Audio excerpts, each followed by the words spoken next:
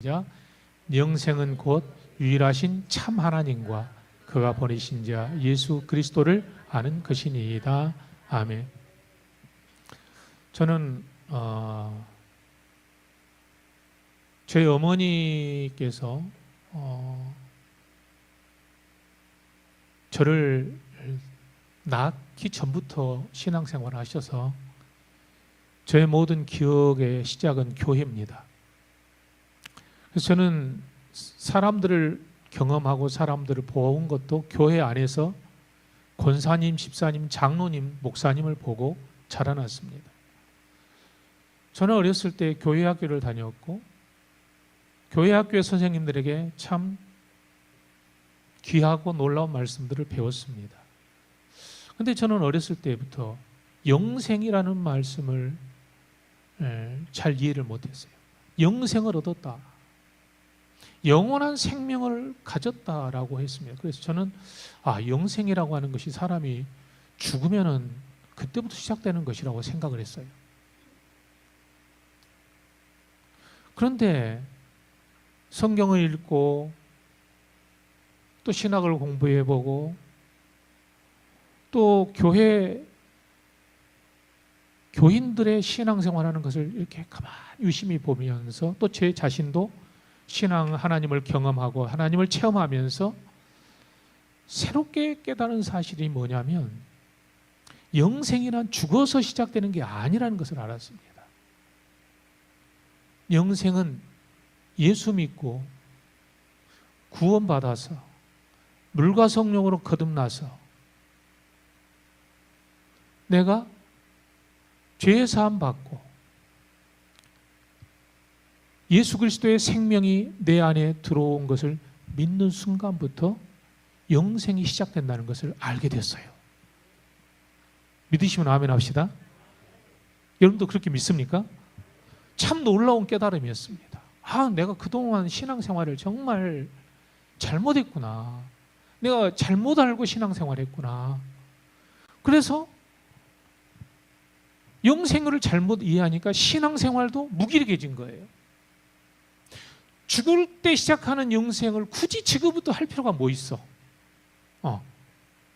그냥 대충 형식적으로 율법주의자처럼 그렇게 하면 되는 거지.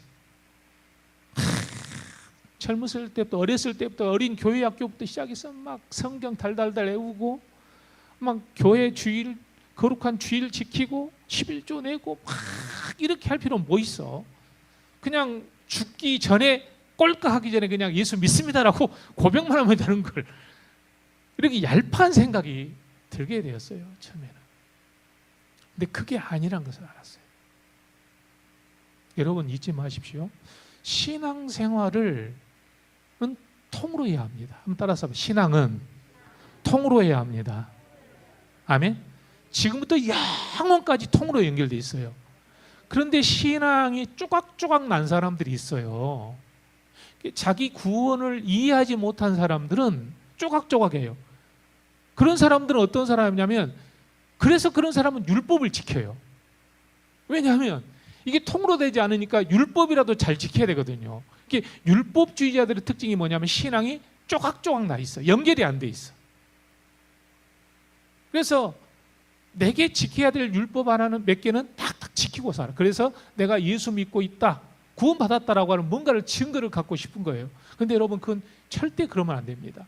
신앙은 생명이고 신앙은 통이고 신앙은 지금부터 영원까지 우리 가운데 역사하시는 하나님 나라인 줄 믿습니다. 여러분들의 영생이 있다, 여러분 안에 영생을 얻었다라면 지금 여러분은 두 개의 생명을 갖고 있다는 뜻이에요. 하나는 죽어 없어지는 육신의 생명이 있어요. 그러나 여러분 안에는 주님이 주신 영원한 생명이 또 우리에게 있는 줄 믿습니다. 예수 믿는 사람, 안 믿는 사람은 한 번 태어나고 두 번 죽어요. 육신으로 죽고 하나님의 심판대 앞에 가고 영원한 불못에 던져지는 사망 가운데 이르게 되는 겁니다. 그런데 예수 믿는 사람은 두 번 태어나고 한 번만 죽는 줄 믿습니다. 내가 어머니 뱃속에서 태어나고 예수 믿고 거듭나서 태어나는 거예요. 그러나 죽을 때는 육신의 생명은 끝나지만 주님께서 우리에게 주신 이 생명이 영원히 죽음을 경험하지 않고 하나님의 우편에 가게 될 줄 믿습니다. 이게 영생이라는 것을 알게 됐어요. 내 안에 이 영원한 생명이 있다는 사실을 믿는 사람들을 보니까 다르더라고요. 신앙생활이 달라요. 그분들은 꾸준하게 신앙생활하고 꾸준하게 기도생활하고 꾸준하게 말씀 묵상하고 꾸준하게 주를 위해서 누가 보든 안 보든 성실하게 신앙생활을 합니다. 그리고 그분들은 매해마다 달라져요. 마치 작은 묘목이 자라서 큰 나무가 되듯 점점 신앙이 성숙해져가며 신앙의 거장이 돼가는 것을 보게 되었습니다. 저 권사님들을 보면 정말 저분 안에는 영생이 있는 것 같아요. 어느 날 권사님이 저희가 와서 이런 고백을 하시더라고요. 목사님, 사실 몸이 안 좋아서 병원을 갔는데 병원 의사분이 하는 말이 6개월 정도 남았다 하더라고요. 그래서 제가 제 주변을 좀 신변을 정리하고 하나님 나라를 갈 준비를 좀 하려고 합니다. 그래서 목사님 오셔서 예배 드려 주시고 제가 하나님 나라를 우리 먼저 간 선배들이 무수한 구름 가운데 있는 증인들이 나를 환영해 줄 수 있도록 목사님 예배 좀 드려 주시고 기도 좀 해달라고 부탁을 해요. 그런데 그 권사님의 눈이나 말하는 목소리는 조금 더 흔들림이 없었어요. 하나님 나라에 대한 강력한 확신이 분명히 있으셨던 거예요. 그래서 통증이 오고 고통스러워도 흔들리지 않는 믿음으로 끝까지 붙들고는 마지막 돌아가실 때 기도하시는 모습으로 돌아가신 것을 보았습니다. 이분에게는 세상 사람들에게 없는 생명이 있구나. 여러분에게도 이 생명이 있습니까? 크게 하십시다. 아멘. 아멘. 그런데 오늘 말씀에는 이렇게 나와 있어요. 영생은 유일하신 참 하나님과 그의 보내신 자 예수 그리스도를 아는 것입니다. 영생은 사는 것 아닌가? 근데 왜 아는 것이라고 그러지? 예수님은? 이게 너무 궁금한 거예요, 여러분. 영생은 사는 것 아닌가요? 근데 왜 아는 것이라고 하나요?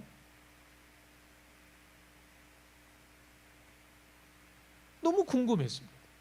그래서 오늘 설교 제목도 왜 영생을 사는 것이 아니라 아는 것이라고 그러는가? 오늘 시간이 되는 대로 오늘 여러분들에게 이 말씀을 좀 하려고 합니다. 근데 신학을 배우면서 이 성경이 구약은 히브리어로 되어 있고 신약은 헬라어로 되어 있는 것을 알게 됐어요. 영생이라는 단어를 공부를 해보니까 한번 따라서 합시다. 야다. 안다가 영생이 아니라 안다가 야다라는 말이에요. 야다. 이 야다라는 말은요, 언제 쓰냐면 아담이 하와와 동침하더라 할 때 쓰는 거예요. 한 몸이 되었더라 할 때 쓰는 거예요. 이 야다라는 말이. 그런데 하나님과 예수 그리스도를 아는 것이 영생이다라고 했을 때 이 야다를 쓰는 거예요. 지금 헬라어로는 기노스코라고 하는데 이 단어가 야다에서 왔어요. 야다를 이 근거로 해서 안다라는 말을 사용하고 있다는 겁니다. 그러면 신앙적으로 성경을 알기만 하면 영생을 얻는단 말인가? 라는 질문이 궁금증이 생기더라고요. 그래서 계속해서 공부를 하고 묵상을 해봤더니 여기서 안다라는 말은 야다구나. 지식적으로 아는 게 아니고 부부간이 서로 알아가는 거지. 신혼초 때는 어째요? 신혼초에는 어째요? 서로 모르지만 한 몸이 됩니다. 그런데 결혼 생활하면서 알아가는 거예요. 알아가면서 살면서 알아가는 거. 이게 야다라고 하는 거예요. 내가 남자와 여자가 서로 결혼했는데 내 남편과 내 아내는 이런 사람이라는 것을 언제 아냐면 살면서 알게 돼요. 우리가 교리로 사도신경을 달달달 외우고 주기도문을 달달달 외우고 성경 구절을 달달달 외운다고 해서 영생이 내 안에 들어있는 게 아니에요. 영생은 살아계신 하나님과 관계가 이루어져야 될 줄 믿습니다. 이 관계가 이루어져야만 영생이 되는 거예요. 그래서 우리가 지금까지 공부해왔던 요한복음 15장에 포도나무와 가지의 비유를 주님이 왜 하셨는가를 생각해 보셔야 돼요. 가지는 나무에 붙어 있지 않으면 열매를 맺을 수 없어요. 우리가 하나님께 붙어 있지 않으면 우리에게는 영생의 열매가 없다는 사실을 기억해야 돼요. 산다라는 말은 전기가 흐른다는 뜻이에요. 벽까지 전기가 왔어요. 이게 산다예요. 그러나 영생은 뭡니까? 그 콘센트에다가 전기를 꽂아서 선풍기를 돌리고 에어컨을 돌리고 세탁기를 돌릴 때 이것은 우리는 뭐예요? 관계야다라고 합니다. 여러분은 하나님께 붙어 있으므로 하나님의 열매가 절로 맺기를 주의 이름으로 축복합니다. 축복합니다. 알기 때문에 마음을 주는 거예요.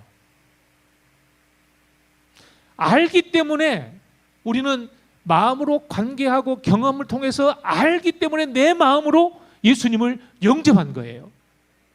사람이 마음으로 믿는 바를 입으로 고백하는 것이고. 믿습니까? 네.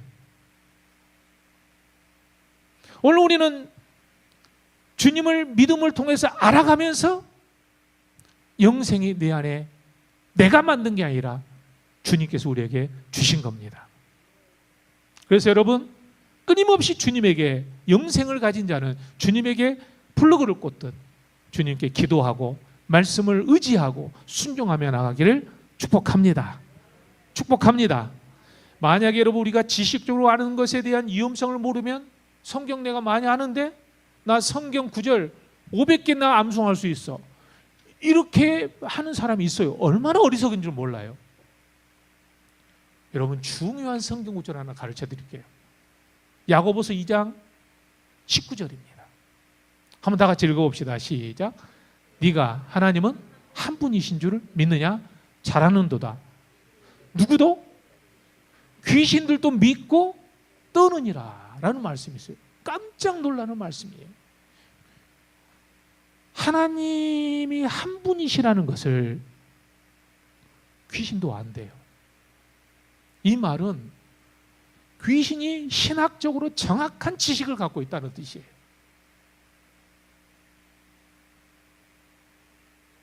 여러분 귀신도 그러면 예수님이 오셨을 때 그랬잖아요. 하나님의 아들,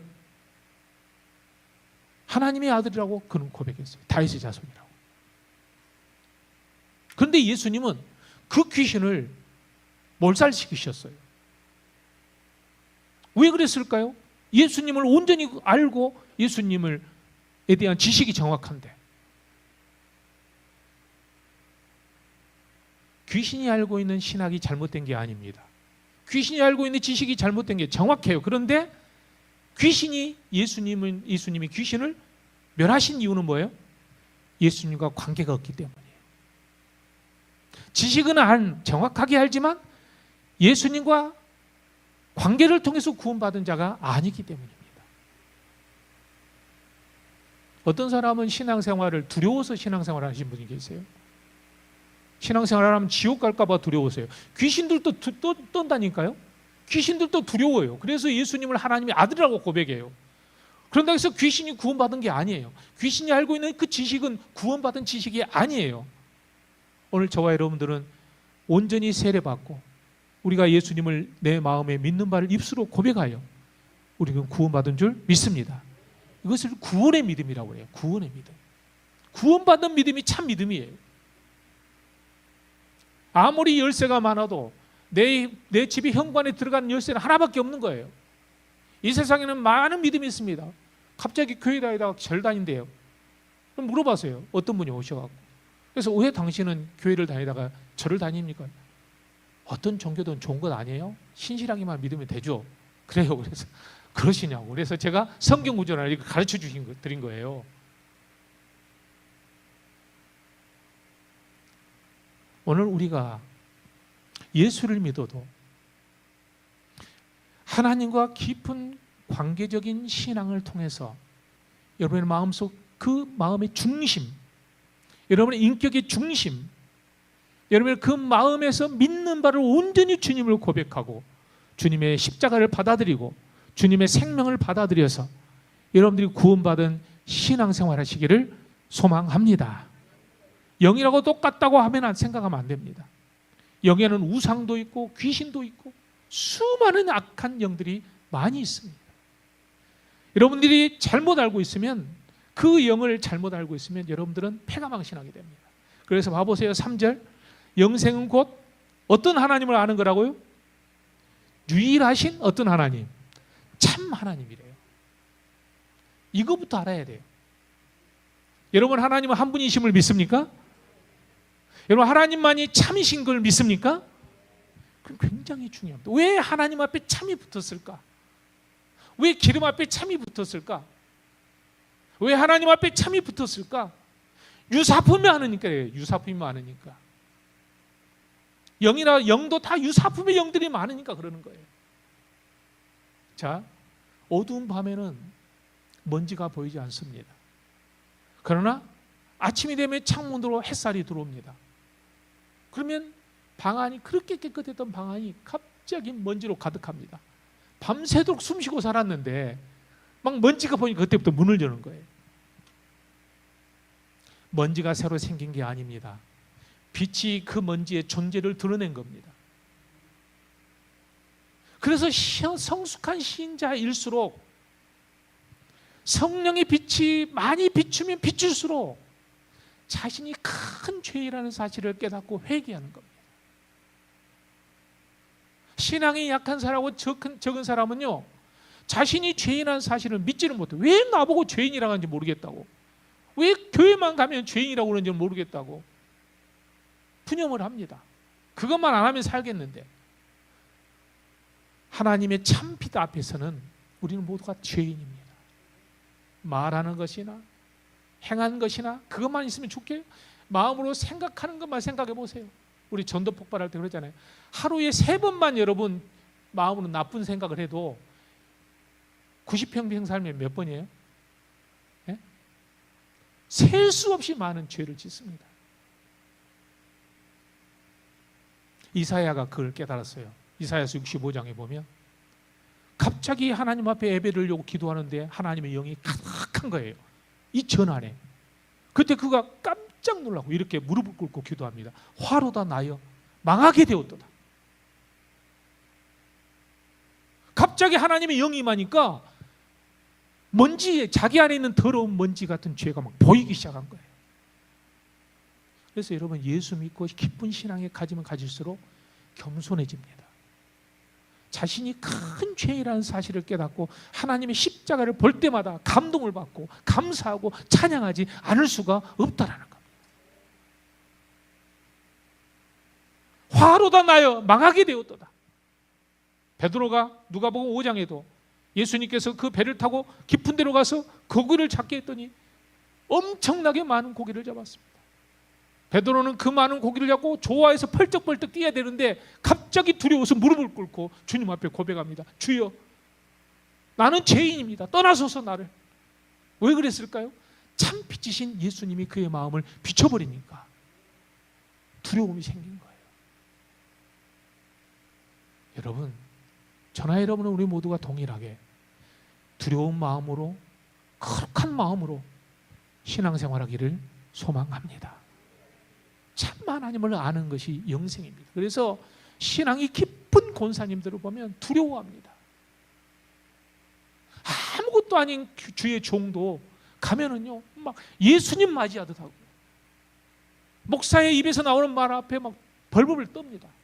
그분이 저보다 나이가 적어서 그랬을까요? 그분이 저보다 인생에 경험이 없어서 그런 거 아니에요. 저를 통해서 하나님의 말씀이 역사하니까, 선포하니까 두려워하는 거예요.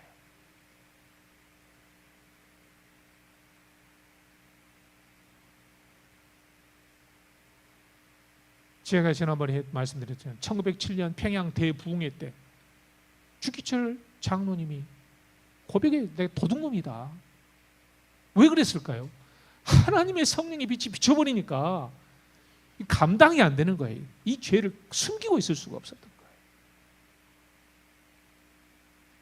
영생의 특징은 하나님의 빛 앞에 자신이 드러나는 것을 경험하는 사람입니다. 그래서 회개가 일어납니다. 이 강력한 회개가 일어나는 사람들은 분명합니다. 영생이 역사하고 있는 겁니다.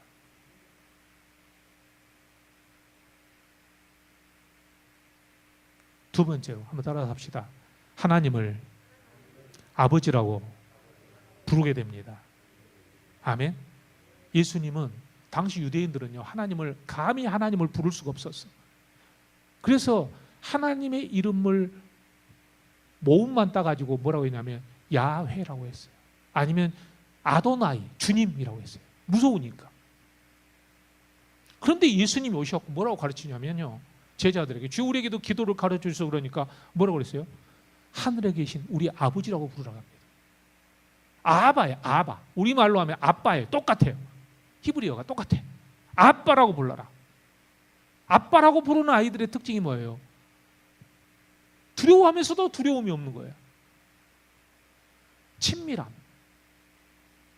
유대인들은 무서워서 거리를 둡니다. 하나님이 직접 말씀하게 하지 마옵소서. 모세를 중개인으로 삼아서 말씀을 저에게 전해 주십시오라고 얘기를 합니다. 그런데 예수님은 하나님을 아빠라고 합니다. 우리는 하나님을 더 가까이 하나님과 깊은 교제를 나누기를 소망하고 하나님 앞에 나아가기를 축복합니다. 우리가 알아야 될 하나님은 멀리 계신 심판자이기 이전에 탕자가 오니까 달려나가서 맞아주고 뽀뽀하고 좋은 옷을 입혀주고 가락지를 끼워주고 내 아들을 잃어버렸다가 죽었다가 다시 살아난 아들이라고 기뻐하며 잔치를 베푸는 아바입니다. 여러분 안에 하나님이 입술로가 아니라 진짜 마음으로 하나님을 아바라고 부를 만큼 친밀함에 있다면 여러분 안에는 하나님의 영생이 역사하고 있는 줄 믿습니다. 만일 하나님이 영생을 창조주로 아는 것이라고 했다면, 창조주를 아는 것이 영생이라고 했다면 그것은 하나님은 힘이라고 느끼는 거예요. 만약에 하나님을 심판자로 고백했다면 법의 관계입니다. 하나님은 나의 주인이라고 했다면 소유의 관계였을 겁니다. 그런데 예수님은 하나님을 아바라고 가르쳤습니다. 참 아버지. 아버지와 나는 출생과 소속의 관계잖아요. 창조주, 심판자, 주인은 모두 바깥에서 맺는 관계지만 아버지는 안에서 맺는 관계예요. 생명의 관계예요. 피의 관계예요. 자신의 생명을 우리에게 나눠주신 분이 하나님이십니다. 그러므로 아버지를 안다라고 하는 것은 인격적으로 안다는 뜻이지 지식적으로 안다는 게 아닙니다.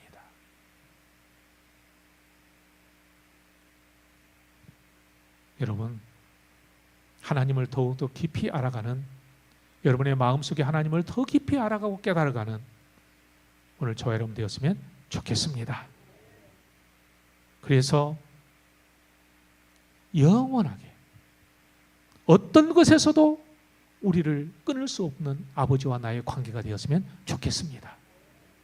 어떤 것도, 사망도, 죽음도, 어떤 가난도, 어떤 적신도 우리를 그리스도의 사랑에서 뺏어갈 자가 없느니라. 직원은 해고됩니다. 종은 팔릴 수 있습니다. 손님은 있다가 떠날 수 있습니다. 그러나 자녀는 관계가 틀어져도 여전히 자녀이고, 탕자가 돼지우리에서 내 아버지라고 부를 수 있었던 것도 아버지와 자신의 관계가 피의 관계이기 때문에 부를 수 있었던 겁니다. 어떤 죄를 지었어도 여러분 하나님을 아버지라고 부를 수 있는 이 관계에서 끊어지지 않아야 될 줄 믿습니다. 이게 바로 아버지라고 부르는 거예요. 참 하나님. 그런 하나님을 믿는 우리는 사모합니다. 더욱더 아버지에게 가까이 가기를 사모하고 하나님과 하나 되기를 사모합니다.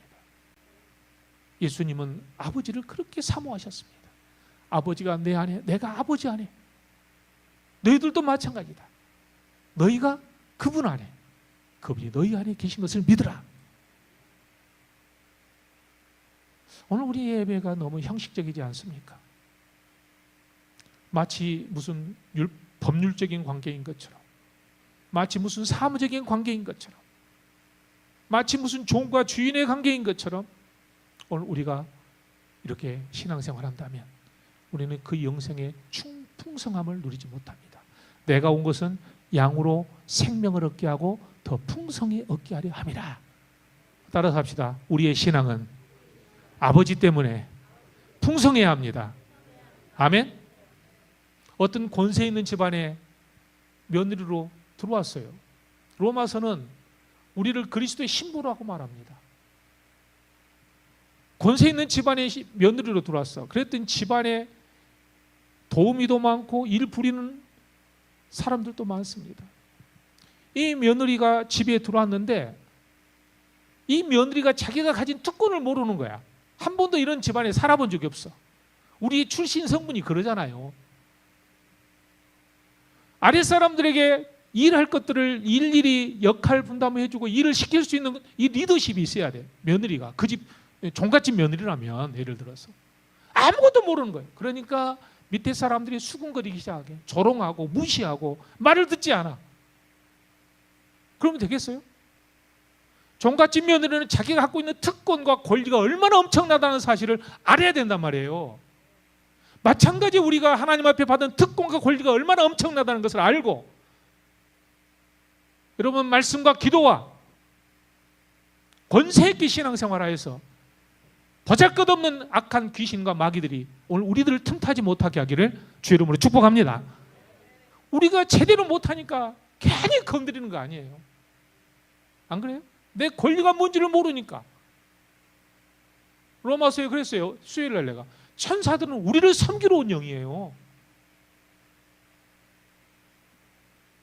우리가 천사들까지 도움을 받을 수 있는 특권인데도 불구하고 우리는 기도하지 않는 거야.